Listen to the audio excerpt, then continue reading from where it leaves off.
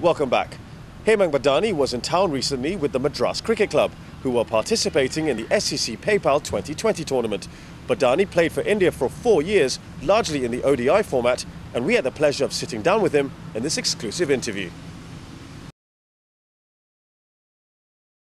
Well, to be honest, when I came into the mindset that Singapore, not predominantly a cricket-oriented nation, so I came into the mindset that cricket may be a bit easy. It could be just about a tournament where we're going to have a few games, easy evenings and stuff like that. But when I came in here and I saw what's happening here, what has happened here, people are very competitive. The cricket standards in Singapore are far more than I expected. So, in a way, I'm very surprised and happy that Singapore is looking good and is probably in some time could be a nation that could be a regular part of the cricketing fraternity. It's not just about the talent, it also has to be with the coaching, it also has to be with the guys behind the show. Everything matters, and it also is important that the cricket is widespread. In the sense, I say that because I feel that it's mainly played by just a few nations. Even though Singapore is the country here, I'm referring to a lot of Indians playing, a lot of Pakistanis playing, or a lot of Britishers playing. So I guess it's not many Singaporeans that have taken up the sport.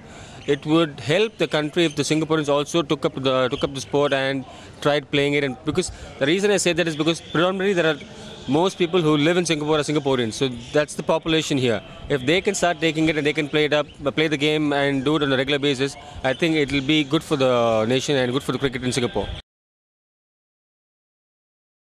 See, when you say cricket is massive in India, that's in the past 5 or 10 years. It's gone out of bounds. But when I did start off, it was a good sport, probably still the best sport in the country, but it wasn't as big as it is right now. Today you have the IPL, you have the Ranji trophies, you have enough and more cricket being played. It's lucrative enough, there's lots of money to be made. It wasn't the case when we started. But the reason I started that was my dad used to play some cricket. He used to play in the Madras League. And as a kid, I would tag along with my dad, throw a few balls at him and just be happy that I was at the ground the whole day. I'll be in my whites and all that, my cricketing attire.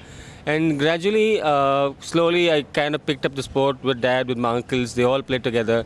And it came down to a point where I had to decide whether cricket was going to be my career or studies, and then I chose cricket. So it was a good start in the sense that I had my parents looking after me, and they actually were there. They actually never, in the sense, the reason I say that is parents is very important is that because when I did play cricket, it was not a big thing for us to play cricket. First thing our parents would say, most parents would say is, go and study. Studying is more important. You have to have a backing, you have to have a career. But I had parents who actually said, you know what, it's okay, it's fine with us. Go and play the sport. We'll see if you have to let go at some point, we'll try and back in whatever we can, but go and play the sport. So I was lucky to have parents like that. To be honest, I didn't really look up to an ex-person that I had to be like him or I wanted to emulate him or something like that. It was just a question that this game inspired me. I was just happy to be on the park most of the time, running around, jumping, happy to be just doing something on the field rather than sitting in the house and reading or studying. So this was a far better way of looking at things as a kid, and it just came to a point where I played it and enjoyed it, and then it became very serious where I became a professional sportsman, and then things changed.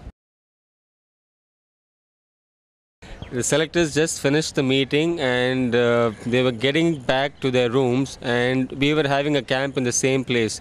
And we had finished our camp and I was getting out of the hotel, and the selectors were going up to the room, and in the elevator Kapil says, he was the coach then, he says, where are you heading off? I said, I'm heading back home, the camp is over, my flight is at 2 o'clock.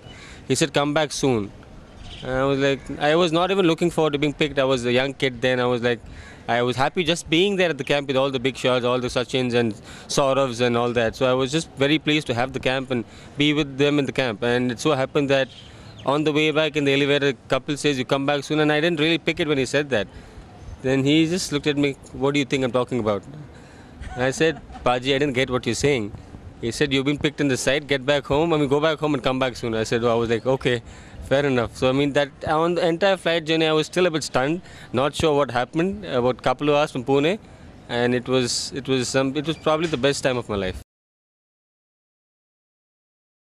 Well, to start with, I was pretty nervous. I think it's very normal for most of us to be nervous and uptight the first game you're playing, so I was just hoping that we field first and not bat first. And things felt right. We did field first, and the first thing that made me comfortable or made me feel at home was I'm a reasonably good fielder, and I was standing at point.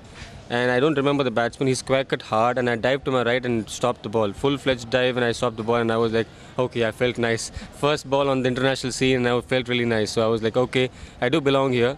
And then gradually things got better and better as things went by. Well, I would say my most prized moment would be the 100 against Australia at Pune.